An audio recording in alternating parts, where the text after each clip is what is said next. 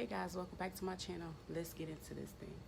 All right, so this is a perfect time to think about what you can do to make your food stretch, especially if you got the PEBT, regular EBT, whatever. Okay, this is a great time to get you a pressure canner. Check her out. Got a 12-year limited warranty on her. All right, and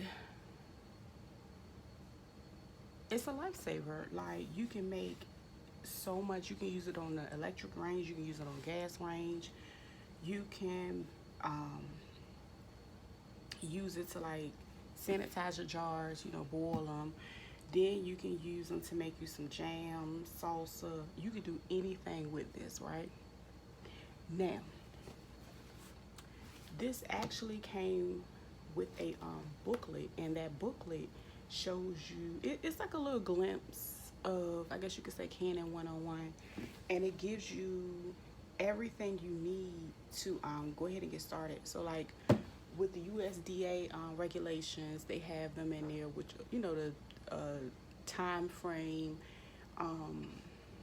altitude, all of that, how you should can your food and stuff like that. So yeah, let me show you the front of the box right here, and it actually has a diagram to show you what part and what part, right? So as you can see, that's the little pressure regulator. That's something that you will put up there after the pressure has come up for like 10 minutes in there, and then you cover it up. Now this is the gauge. It tells you the altitude, you know what I'm saying? It tells you how much pressure. So based on what the altitude of the area you live in is how much you would use to cook your food. Process rather. Got an automatic air vent that'll pop up when needed. And of course this is aluminum finished canner. It has like a sealer in there, and that sealer you would have to oil it and stuff like that every couple uses, put it in there, bam, you know what I'm saying? Then the way it's made, you twist it. See, that's the little thing for your rack, you know what I'm saying?